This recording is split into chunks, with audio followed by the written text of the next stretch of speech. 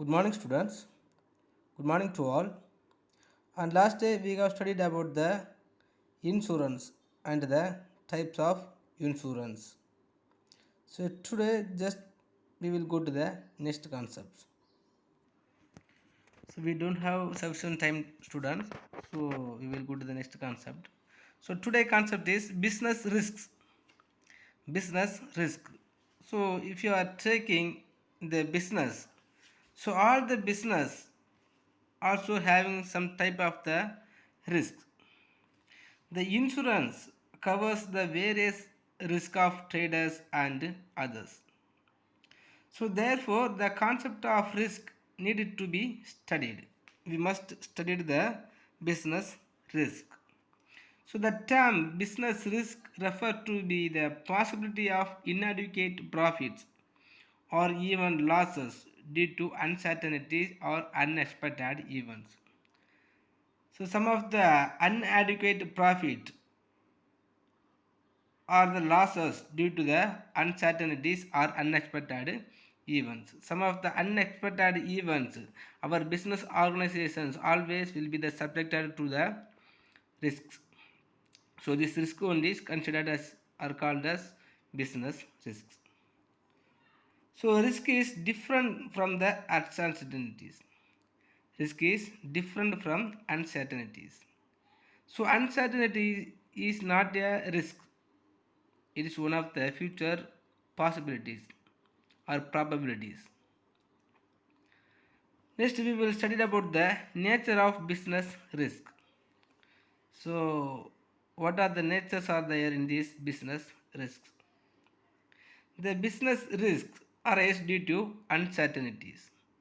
First, the business risk always arises due to the uncertainties. The uncertainty refers to the lack of knowledge about the what is going to happen in the futures. So most of the entrepreneur will not have the sufficient level of the knowledge about the future predictions. So when we are taking some of the effort or before we are implementing some of the new ideas and innovations, the entrepreneur must be knows about their business organizations, and when they are implementing the new innovations he must knows about their future problem because of that. But most of the entrepreneur or the organizations will not having the sufficient level of the knowledge. So the natural calamities, change in demand and prices, change in government policies, improvement in technology are some of the example of uncertainties. Already we have studied in this economics also. So what are the future problem means? Some of the natural calamities, changes in demand and prices, and changes in government policies and improvement in technologies also one of the example for the uncertainties. This type of the possibilities will come in any of the time without any predictions. But even though this type of the problem is arranged, the business organizations or the business will stuck in the risk. So which create risk for business because of the outcome of these future events. It is not known as advance. Next, risk is an essential part of every business. Risk is an essential part of every business. So all the business organizations also will have one of the or type of the risk. So without having the risk, we will never say the business organizations are there. So every business has some risk. No business can avoid risk, although the amount of risk may vary from business to business. On the basis of the types of business, their risk or the nature of risk may be differ, but all the business organizations will have the types of risks. The risk can be minimized but cannot be eliminated because always the risk the types of the risk will be come and go. So we can minimize the risk but we will never eliminate the risk from the business organizations. Next, The risks, degree of risk depends upon mainly the nature and the size of business. The risk always depend upon the nature and the size of business organizations. The nature of business organizations and the size of business are the main factors which determine the amount of risk in the business. For example, a business dealing in fashionable items has a high degree of risk. Similarly, a large scale business generally has a higher risk than what a small scale business. So normally the entrepreneurs who is conducting the small scale and the cottage industries, it has the small scale risk only when we are comparing to the large scale industries. Like that, some of the fashionable items like a comfortable item, the diamond ornaments and some of the glasses also will have the high risk. Next, profit is the reward for risk taking. So already we have studied in our economics also. So the profit is one of the reward for risk taking. So those entrepreneurs are ready to taking the risk, or those who all having the possibilities and power to bearing the risk taking, who only will get the profit. No risk, no gain is an age old principle which applies to all types of business. So if you are taking a risk of, or if you are taking the risk, so we will get some of the profit. So greater the risk involved in a business, higher is the chance of profit.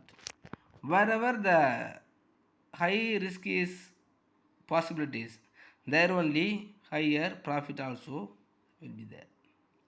An entrepreneur undertakes risk under the expectation of higher profit. So profit is thus the reward for risk taking.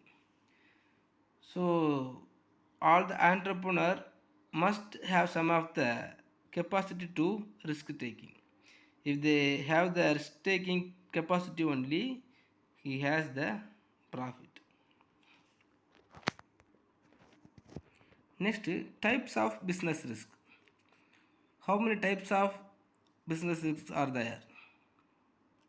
First one is speculative risks. The speculative risks are the kind of risks which have the possibility of gain as well as the possibility of loss. Such risks are the result of market conditions. Favorable market conditions result in a gain, whereas unfavorable market conditions result in losses. So, if any of the trader or the entrepreneur having the speculative mind mean, so we have to the power of predictions in these futures days. In these future days, we will never knows about the market conditions. But in these conditions, if you are increasing the supply of commodities and if there is no demand in this market, so we will get some of the risk of losses. So use of better knowledge or use of better technology helps to produce better quality products at cheaper prices. This may increase the demand and the result in higher profit. But if it is not there, it will not be work out. Next, pure risk. The pure risk are the types of risk where business suffers loss only if the risk occurs. So non-occurrence of such risks leads to absence of loss. For example, business may suffer loss only if fire, theft or strike occurs. So without intervened the market conditions and the demand and the supply and any of the micro and macroeconomic concept, if the loss is arised only by the fire and theft or the strike, it will considered as a pure risk. Next, insurable risk. The insurable risks are the types of risks where business can insure the probable losses by paying a predetermined premium to an insurance company. At the time of loss, the insurance company pays compensations on the basis of agreed terms and conditions. So, loss arising from natural and physical risks can be insured as the probability of risk can be determined. For example, the company can insure its stock against fire or theft, and if it loses its stock due to fire or theft in office, the insurance company pays compensations only up to the extent of the value lost. So, what are the risks? Also, can have the possibilities to reclaim from the insurance companies. That risk is considered as a insurable risk. If the risks are able to insure, that is called insurable risks. Next, uninsurable risks. The losses arising from unforeseen natural events, political changes, or trade cycles are called uninsurable risks.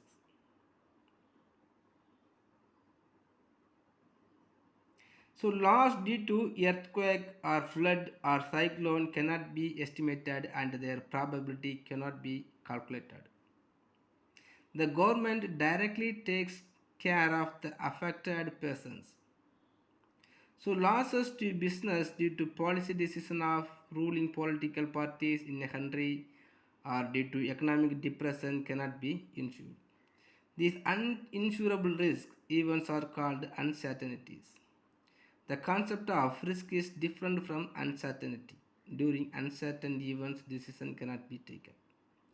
So some of the risks are not reclaimed by the insure company, or what are the risks are unable to insure, that is called uninsurable risks. For example, government rules and the basis of trade cycles, and some of the cyclone and earthquake also will be one of the reason of bringing the risk. These risks are unable to making or taking the insurance. So this type of the risk considered as uninsurable risk. So four types of the risks are there: speculative risks, pure risks, and insurable risks and uninsurable risks. Next, causes of business risks. In what causes, in what reasons the risk will be arises? For four reasons, by four reasons the risk will be arise. First one is natural causes. So human beings have little control over natural calamities like flood, earthquake, lightning, heavy rains, famine, etc. This result in heavy loss of life, property and income in business. So the natural calamities also one of the most important causes. But even though if you are taking more efforts, you will never overcome the natural disaster.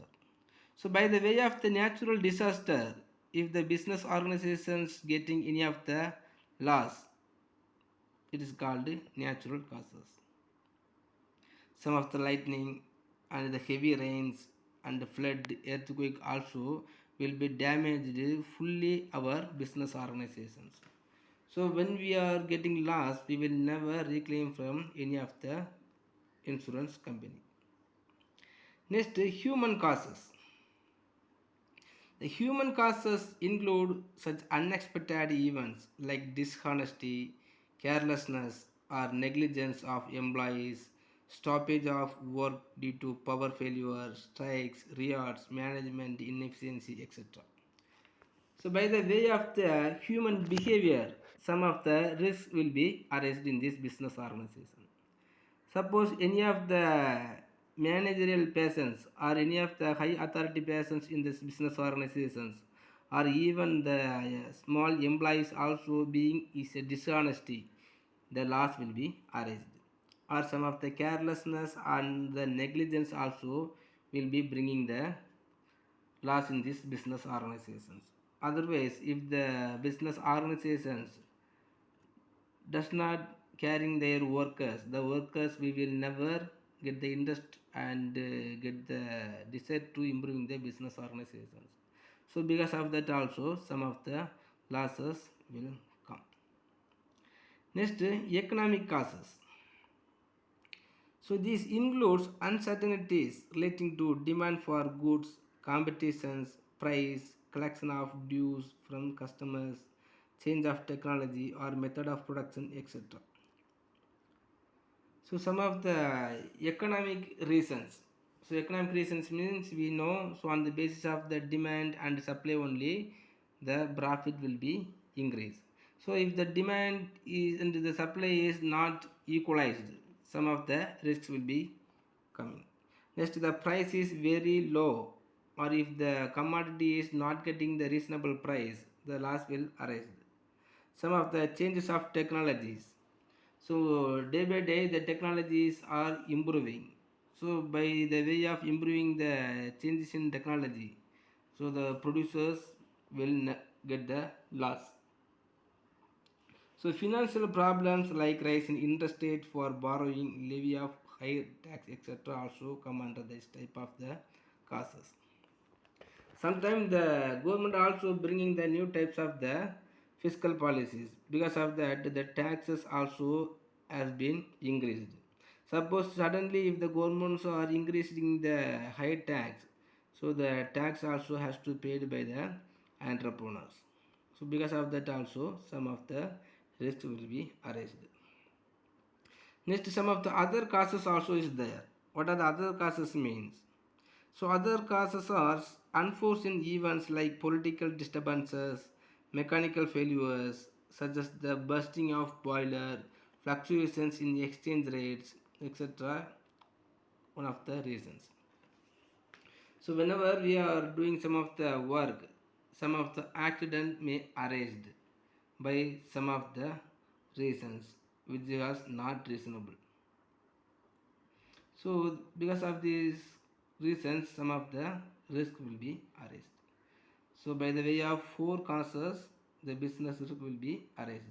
The natural causes, human causes, economic causes and other causes. Okay students, next IRDAI. IRDAI means Insurance Regulatory Development Authority of India. Insurance Regulatory Development of Authority of India. So the IRDAI, the Insurance Regulatory Development and Authority of India, is the statutory independent and apex body that governs, regulates and supervises the insurance industries in India. So insurance industry is also one of the important and apex industries in these service sectors.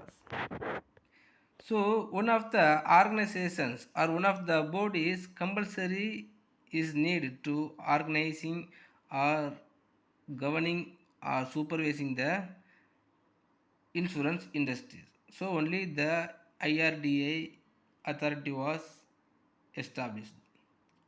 So it was constituted in the year 2000 by Parliament of India Act called IRDA Act 1999.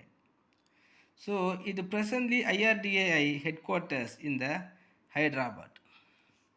So the Insurance Regulatory Development Authority of India is established in 2000 by Parliament of India Act called IRDAI Act 1999.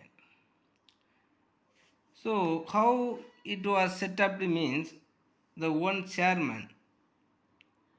So IRDA also has one of the member body consists of one chairman and five whole time members. The chairman always will change for every 5 years and the maximum age is 6 years and four part-time members. These four part-time members also will have the limited period 5 years and the chairman and the members of IRDA are appointed by the government of India. Next, the objectives of IRDA. What are the objectives are there? in the hands of IRDA mean. The IRDAI promote the interest and rights of policyholders. So always the IRDA provides some of the interest and rights of the policyholders. So it will be promote the interest and the rights of the policyholders. Next, to promote and ensure the growth of insurance industries. Nowadays, the growth of insurance industries is going on by the way of the guidelines and the supervision of the IRDA only. Next, to ensure speedy settlement of genuine claims and to prevent frauds and malpractices. Some of the insurance companies also taking some of the fraudulent activities. So when they are doing the fraudulent activities, the consumers only will be affected. So the IRDAI involved in these insurance companies and the policyholders, and it will be ensure the speedy settlement of genuine claims, and it will be preventing the fraudulent activities and the malpractices of the agents of insurance companies. Next, it will be bringing the transparency and orderly conduct in financial markets dealing with insurance. Next, duties of IRDAI. What are the duties are there of IRDAI? First, IRDAI, it issues the registration certificates to the insurance companies and regulates them. So if any of the individual persons or if any of the companies want to start at the insurance companies, the IRDA only provides the registration certificates and it will be regulates the insurance companies. Next, it provides the license to insurance to intermediaries such as agents and brokers after specifying the required qualifications and set norms code of conduct. If any of the persons want to become as the agent and the brokers and the special agent of the insurance company, the IRDA only provide the license to them. Next, it promotes and regulates the professional organizations related with the insurance business to promote efficiency in the insurance sectors. So IRDA only regulates the professional organizations related with the insurance business. So what are the organizations are there related with the insurance? So the IRDA only will be regulates. And it will be promote the efficiency of the insurance sectors. So whenever the insurance companies are going to increase, the competitions to absorbing or attracting the consumers also will be increased. So it will be promote the efficiency in the insurance sectors. Next, it regulates and supervises the premium rates and terms of insurance covers. So all the insurance companies are introducing the premium rates and the terms of insurance covers also. So what are the premium rates are introduced by the insurance companies and the insurance covers also will be supervised by the IRDAI. And it specifies the conditions and manners according to which the insurance companies and other intermediaries have to make their financial reports. So all the financial years, the insurance companies must be submitted their auditing in the IRDAI. Next, it regulates the investment of policyholders' funds by insurance companies. The insurance companies always make some of the investment on the policyholders. So when they are taking the investment on the policyholders, so the IRDA only regulates the investment on the policyholders fund. Next, it also ensures the maintenance of solvency margin by insurance companies. Some of the margin amount will be settled are set by the IRDA only. Okay, students, it's enough. I think if you have any doubt, please ask me.